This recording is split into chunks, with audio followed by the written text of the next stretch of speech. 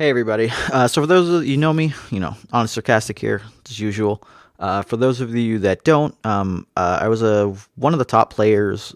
Often argued the best, if not, easily top five for the Star Wars Destiny game, and then like way back in the day for the Naruto card game as well.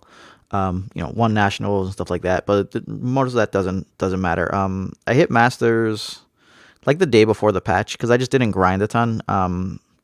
And I was Master 6. And then, like, when I was looking at it, it was 5 all of a sudden. I was like, oh, okay. And then well, actually, I think, like, right when the patch started, I played a couple games just to see if I could hit 1. Got to 3. Won the next 2 games, but was still 3. And then after that, I tanked my thing back to, like, 95.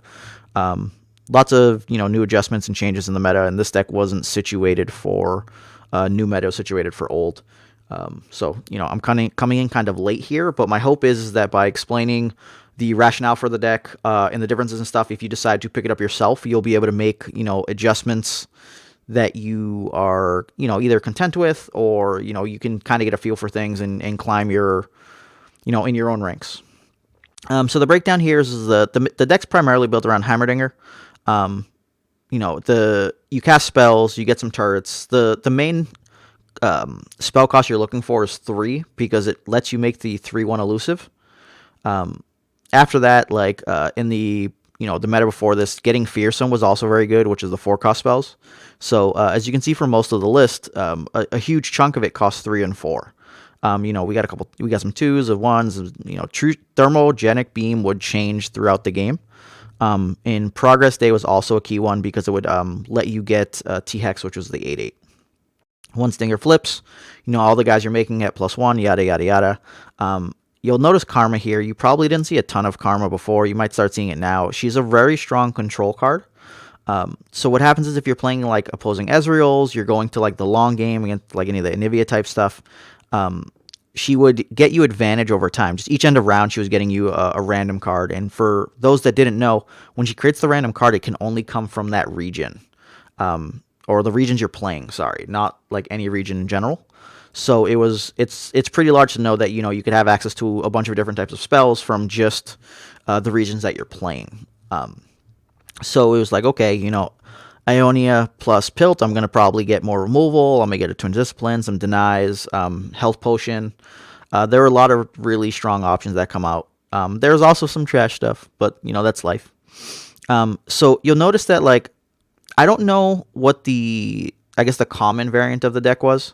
But I know way back there was like a version that just was like all spells. I did check the Mobalytics website to kind of compare notes. They had the Shadow Assassins, but then they had I think Solitary Monks and no Chempunk Pickpockets, no Chump Womps, and like for me that's a ginormous mistake. Especially in the meta we were in, right? Like there was just a ton of Fearsome, Shadow Isles, and later we were seeing a lot of Elusive Pump. So the lineup of guys here was rather huge for it. Chempunk Pickpocket, if you're playing against any control list, and you play it on 2 and they just don't answer it and you got the swing, if you stole any spells, or not stole because you only make a copy, but if you got any spells from their deck, if they weren't your region already, then like they had to worry about all the stuff they had, they had to worry about your stuff and this one random card you got. So like there are many games that he would go and steal. He only stole like maybe 1 in 4 games, 1 in 5 games. But when he stole it was like absolutely brutal. So 2-drop 3/2. The main reason for him being a 3 of was if you're playing against the Fearsome decks, you wanted to be able to trade with Elise. Like you wanted Elise dead, right? So you had Thermo and you had Get Excited that could kill her. That was only 6 cards. By running 3 Pickpockets, you upped yourself to 9. It made your mulligans a little easier. And if they play Elise on 2, you play the Pickpocket and they don't swing in, then you were pretty clear to be able to swing in on your next on your Crackback because they didn't want their Elise to die. So, that puts you in like really good contention to grab something from the deck, Vile Feast, Glimpse, maybe a Vengeance or like a Grasp, depending on what they're running. Even Mark of the Isles. And like that's like a strong play because they just won't see it coming, later. From there, it was like, okay, Shadow Assassin for 3, 2/2, draw a card, elusive, real strong. You get the SWAT in for little bits. You chump block stuff that you could. It wasn't very good into the fearsome matches, so that's why it was only a 2 of. It did become, really strong again once we got back to a lot of the elusive, like rally, elusive pump type decks, because you could just throw it in front of a Green Glade duo and not bat an eye. Throw it in front of an opposing Shadow Assassin. If they pump theirs, you're like, sure, whatever. You don't actively care. You have so much removal that you could probably kill their guy anyways after. You can't easily kill it and save your guy from a back-to-back. But, if a Radiant Strike or something came down, you could just decide to Static Shock or Mystic Shock it later. Kinko Lifeblade was a 2 for me for a really long time. I cut back to 1 just because he didn't do anything in the fearsome match. In the elusive matches, he would solid harassment, but it was just kind of unnecessary because I was so far ahead with the damage in Heimerdinger anyways, that I decided to focus a bit more on the fearsome match, which was a bit more of a struggle. I would say I was maybe 60-40, 65-35, 70-30, depending on what type of fearsome we were looking at. When it was mono Shadow Isles, they lost every time. If they had the access to deny, then there were some problem scenarios where a Hecarim would come down, because Hecarim I can't really answer well besides thermoing it, or just Will of Ionia to stall. So if they were the attacker on 6 and I just had to jam a thermo on it, if they had saved the 3 and had a deny backup, then I was probably taking a ton of damage and I'd have to recover from there. And then you got good old Chump Bump. The big thing with Chump Bump is his size, right? So in all of the fearsome matches, you have the Horror 2-drop 3/2, Elise 2-drop 2/3, Frenzied Skitterer 3-drop 3/3, and then you had Wraithcaller, who was a 4/3 himself. So that trade is rough, but he pulls in a Mist Wraith, so you would be able to Chump Bump, block kill one of the guys, and then go and try to trade with the Wraithcaller after. So it gave a lot of time. It would kind of keep them back from swinging. So in most situations, if I got to round 7 and had 10 or 12 health, I wasn't losing the game outside of a Hecarim I couldn't answer. They usually just absolutely lost right there. So this was my main core, and it was get Chem Punks and Chump Bumps. And if anytime I got into a situation where I could swing and not have to worry about a combat trick or anything, I would push in some damage, because it would set you up for Heimerdinger to go get kind of sneaky kills off of Flash of Brilliances, or remove their guy and then elusive to smash him in the head. From there, 26 spells. So the key parts of the deck, I would say, are 3 Thermo, 3 Mystic Shot, 3 Get Excited, 3 Flash of Brilliance. We now have a nerf with Deny, so it's not the same, but I probably would have auto-run 3 Deny as well, primarily just because it protects your Heimerdinger. If you get the 3 spell mana up, let's say you skip 1 and 2, you have 3, you can play 3-drop, 4-drop, good to go, or, you skip your 1, you play a 2, maybe you skip your 3, play a 4. And those are very frequent things that would happen, or somewhere along the lines, on 4, maybe I play a Mystic Shot and save the other 2 with the 1 from earlier to bank into 5. But you would go into a round, be able to play the Heimerdinger, and have the 3 backup to protect him with a Deny, or Twin Disciplines, or, Flash of Brilliance to get some guys, and then still have those backup for protection. So that was the key combo, where you would get a 3/1 elusive, go into the next round, and then you just start bashing their head in. So I guess I'll go through the main spells after that again, to talk about those. But you'll see Rummage here. The reason for Rummage was also why we have only 1 Progress Day. So the thing is, Progress Day was great because it drew 3 cards and reduced the cost of stuff, but it costing 8 was largely problematic. If people were rushing me down, I had to spend my removal. I couldn't sit there with 5 and 3 and just play a Progress Day.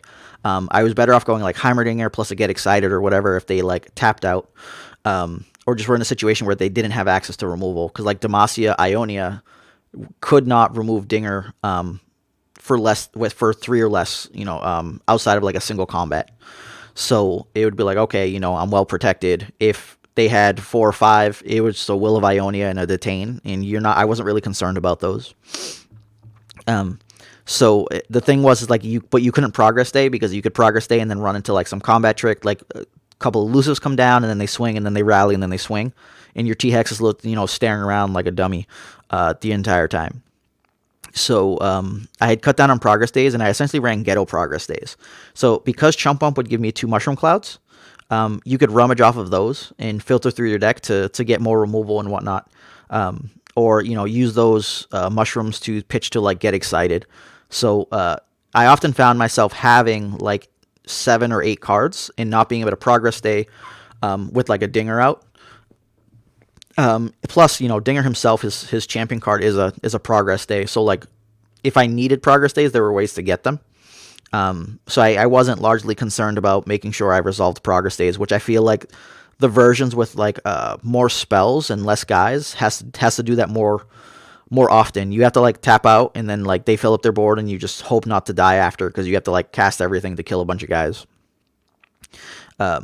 So yeah, rummage was the thing that like helped me filter through. If you play some mystic shots and maybe like thermo for, I guess thermo doesn't apply that way because like you'll have no mana left. But let's say you mystic shot or like willed or static shock, then you just didn't care about the fearsome 4/1.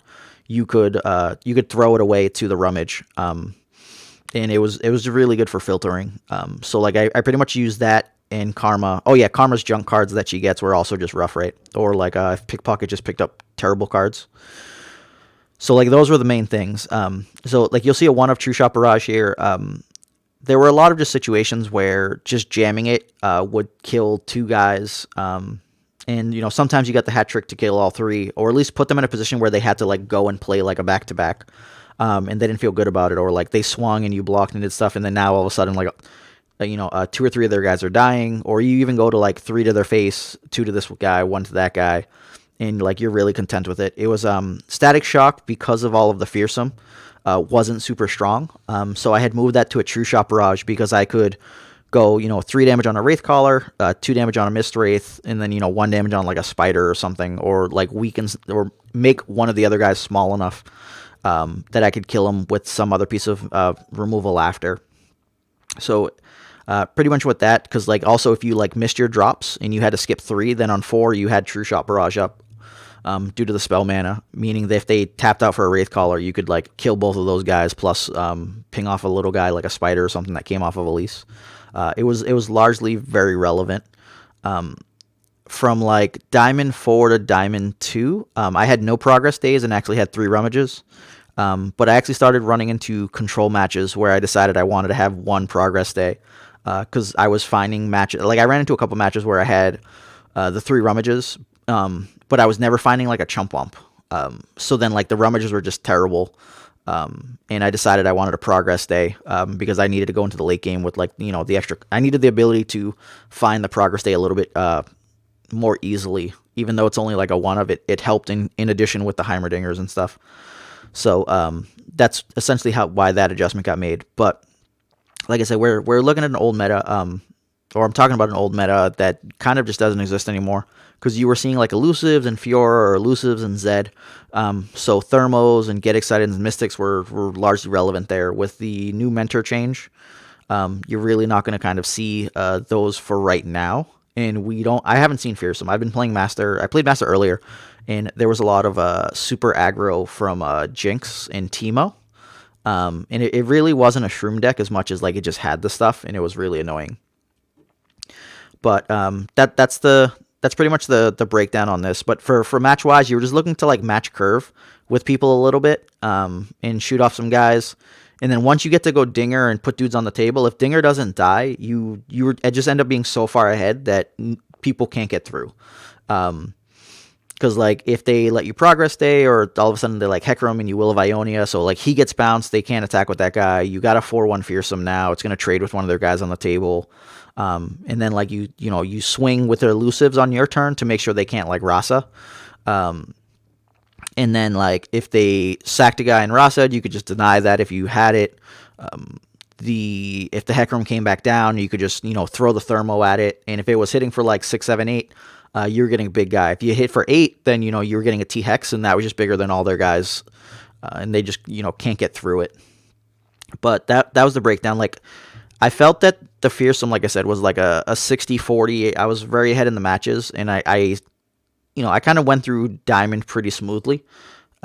The elusive matches, I might lose like 1 out of like 15 of them. I have the recordings on my personal page like unlisted, but if I go through them, like every time I see those matches, it was just like, oh, thank Jesus, like this is like an auto win. It was just the fearsome ones were a bit of a struggle, and the fearsome Ionia ones were the ones that were harder. I would say like it felt like a 50-50 or like 40-60, but I didn't have tons and tons of losses. I did have some situations where like I had several misplays, or just I was pretty much pulling up pure trash.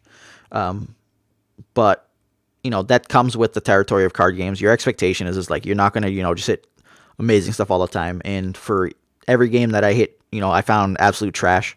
There were probably games where I just top decked the nut to answer the problem I was in and just beat people. So no complaints there. But I wanted to try to give you guys some talks about this. So with elusive kind of going away, I could see a world where Kinko just gets cut immediately.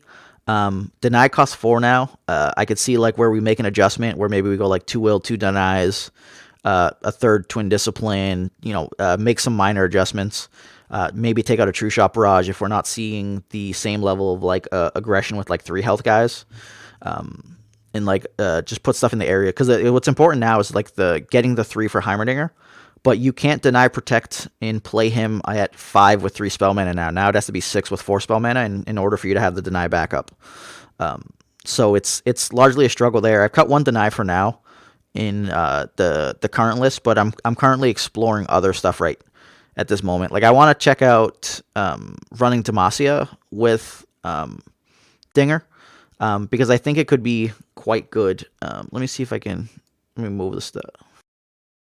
Talk about it a bit. And it's weird because like I did this on my phone and it auto corrected to Democrat Stinger. It was savage.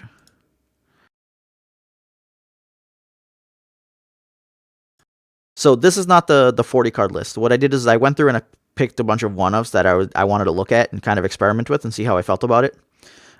So Lux is a potential other Heimerdinger like kind of combo card, right? Because you have a bunch of spells. If you get up to 6, then you get a 0 cost spell that deals 4 damage. And when she flips, after that, every 6 mana that you spend, you're gonna get the spell 0 cost for 4 damage, but it's gonna not be fleeting, so you don't have to just hold it through the round. And since she's a 4/5 now with barrier, you could just play her and like block it, and you're like content, or play her and swing, and like that seems solid. Maidseeker Conservator, if we're seeing a bunch of guys with 1 health, because you can grab a 6 cost spell that's outside of our region, I got to go through those to see if there's anything that's just terrible. But my expectation is that they're for the most part going to be solid. Whether they're relevant or not is like the tough part, because there is a lot of bad stuff. But if it's giving you a spell that works with Lux or Heimerdinger to get you a big guy, that's quite good. Brightsteel Protector, if we're seeing a bunch of aggression now that where like Chempunk just can't get in, Brightsteel can give us a shield for Heimerdinger, can give it to the chump up before we swing in, and like overall that's going to be quite good. Eager Apprentice, we're not under the tyranny of fear anymore, so we don't just need 3 power guys. Because he refills 2 spell mana, then it kind of gives you that guy that can fight early, and not prevent you from missing curve whilst also still getting like the big spell out. Vanguard Redeemer, any of my earlier guys die, I hit this guy on curve, or like very often you're going to get those situations where you played your 2-drop on their turn, and then maybe they didn't swing. Now you go to your turn, you draw the Redeemer, you swing out, they block, you trade. Okay, I'll play the 3/3, I'll draw a card. I mean, I'll search my deck. Not search my deck, but I'll summon. I'll draw a unit. I'll draw a unit from my deck. And you're looking for your Heimerdingers, you're looking for these other guys, so like it makes sense, right? Like if you hit that 2 on curve on, let's say, your turn, and you then just pass, then they swing immediately, you block, play him, get like a chump bump, then you're going to the next round, you're playing the chump bump. That's going to be like great. So this one works a little weirder with like Maidseeker Conservator, but I think it's going to be pretty solid for that 2 into 3, which is going to be great. And then finding chump bumps huge. Chump bumps just amazing in the match. The question is going to be like, because I lose deny and twin disciplines, how are we going to make more of our 3/1 elusive? So 1 is a combat trick because we lost Will of Ionia. I have a single combat here as well as a detain. Obviously they're not 4, but like 2's fine. Single combat, trade our guy for their guy is going to be good. Chump Wump's big enough to make those trades. The Bright Steel Protector, as well as Lux, have the barrier thing going, so single combat's really strong there. If we're playing against like opposing Heimer, single combat off of any of our turrets is fine enough. So I figured like that's going to be solid. But like I said, this is just me putting cards in so I can kind of look at it and maybe run some math. Prismatic Barrier. So if we want to play Dinger on 5 with protection, we lost Twin Disciplines, but Prismatic Barrier will do the same for the most part against everything that's not like Culling Strike. So if someone swings with a Challenger, we can just Prismatic Barrier and we're good to go, provided they don't have like damage spells. So that's where like things can get risky, because if someone like does get excited and you Prismatic Barrier and then they Static Shock, you're like, oh well, crap. Like another Prismatic Barrier doesn't do anything for you there. The other concept was Relentless Pursuit, which is more of like a combo outright, because you could Heimerdinger, then flash, play a 3-1, and then it's just like, oh, okay, swing with Chump Wump and a 3-1, like they get in or something, and then you're like, rally, play another 3-1, swing again. And like you can get a lot of damage in there, especially if you got to play like Get Excited or Prismatic Barriers that round as well. So I could see a situation where like maybe we have 2 Relentless Pursuits, and if we Heimerdinger on the opponent's turn, it's like, okay, Heimerdinger on their turn, flash, okay, because they like tapped out, flash, get a 3-1, Relentless Pursuit, we get the attack token, here's another 3-1, swing for 6, go to my round, swing for 6, and like people are in range to die. If we got to do anything before with like Chump Wumps and stuff, especially in those control matches where people like to tap out for the progress day, it's gonna kind of screw them up. But I could see myself easily cutting the True Shot Barrage. It does do stuff with Lux though, right? Because I can just cast the 1 True Shot Barrage, smack up 3 guys, get a fleeting, she flips, But I kind of see how it goes and go from there. As I get games, I'll see if I can send some updates out. But I figured I wrote to Masters on the list, so it's in a pretty good spot. Even if the meta is kind of changing and adjusting, there's ways to adjust with it to kind of operate properly. If we're seeing a lot more early aggression, then like I said, Bright Steel Protectors can do really good things, especially with any of your turrets. Or if you just like play it, put it on the Dinger, and like now you need the pings, they're gonna need 2 of them that are big enough. But like I said, like Prismatic Barriers aren't the end all be all. If someone has 2 pieces of removal, like this doesn't actually protect him. And being light on protection is really brutal. 1 second. Sorry, because so like before I had 5, I had 3 denies and 2 Twin Disciplines, and there wasn't anything that would kill him that was just burst. It was all fast. So like denies and disciplines were 5 pieces of protection. Now I only have 3. So largely speaking, like that's really problematic. But there's kind of only one way to go. You got to test it and see how it goes. But I think there's some potential there, especially with like the Redeemer. So I'll get some games and just more or less see how it goes. See if I end up happy or not. I don't like only having this much. I could see myself just sticking with Ionia and just putting like 3 Twin Disciplines and keeping the denies around and just playing like Dinger around late. But we do have to make adjustments, because there's that new aggro deck is really tough. But I guess with the lack of Fearsome, we can go back to like Scrap Assembly and potentially Jury Rig if we need the slots. There's some spots to work with. But just wanted to get you guys this stuff. Hope you enjoyed it. I'll try to get my set of gameplay links where I rode from Platinum all the way to Master on the deck. And like I said, the meta's changed since then, but it can give you an idea of how I was playing it and what I was looking out for and the concerns. Right now, the meta's so shaken up that I couldn't even try to begin to really fine-tune the list to combat it. Once we kind of know what's going on, it's much easier to like look at what exists and make the appropriate adjustments to contend with it. But thanks for watching, and don't forget, never skip chess day.